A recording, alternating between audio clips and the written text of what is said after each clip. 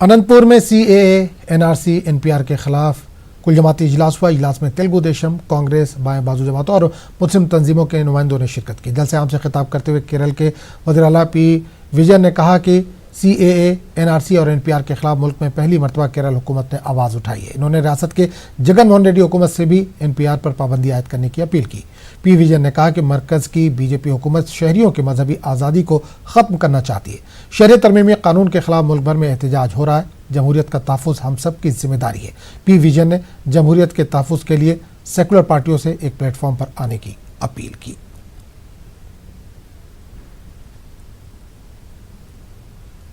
Introduced through the CAA on the basis of religion and nationality is unconstitutional.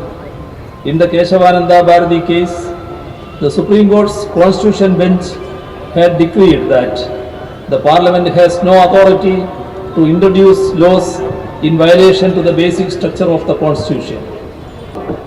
A country becomes a religious state when religion becomes a determinant in granting citizenship.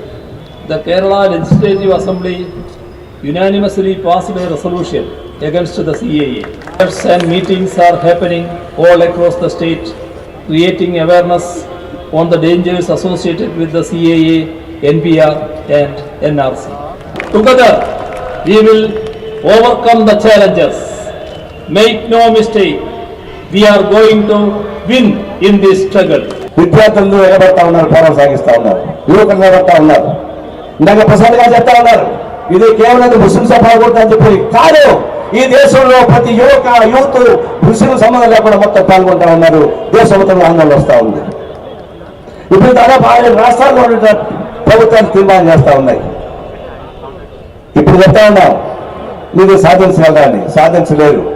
అట్లా చేయలేదు ఏంటంటే ఈ NPR ద్వారా పరిశోధన ద్వారా ఒక confuse చేసి గందరగోళం చేసి ఈ మత విషయాలను రెచ్చగొట్టి చివరికి ఇళ్ళు ఆడిపోతామంటే ఇల్లు ఆడకుండా చుట్టముట్టించుకునేటువంటి పైశాచికత్వానికి పోయే పద్ధతుల్లో ఈ దేశంలో అల్లకొల్లం జరగాలా, దానిలో ఓట్లు మాకు హిందూ ఓట్లు కావాలా, దాని కూడా చేసే కుట్ర కార్యం కాదు.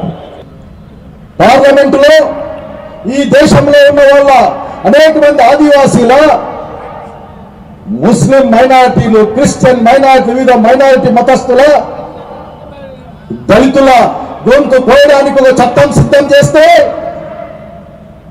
ఒక ఉత్తర్వు తెస్తా ఉంటే, ఒక ఫర్మానా జారీ చేయబోతా ఉంటే, ఒక కత్తి నూరుతా ఉంటే దానికి ఓట్లు వేసి వచ్చిన వైసీపీ నాయకులారా ఏ మొహం పెట్టుకొని మా ముందుకు వచ్చారని వచ్చిన మా గొంతున కాలే రక్తాన్ని చూడడానికి వచ్చారా అని అడుగుతా ఉన్నాం ఈ రోజున.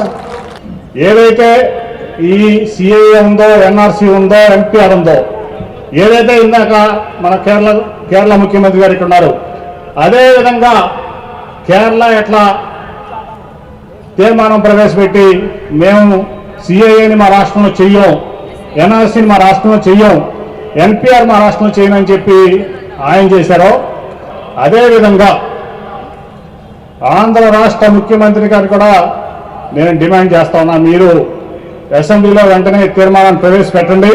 దానికి నా బాధ్యతగా తెలుగుదేశం పార్టీ నుంచి మా ఎమ్మెల్యేలు కూడా దాన్ని సపోర్ట్ చేసేటువంటి బాధ్యత తీర్మానం నేను తీసుకుంటానని కూడా నేను మీ అందరి ముందు నేను దీనికి మా తరఫున కూడా మీకు మద్దతు తెలియజేస్తా ఉన్నా.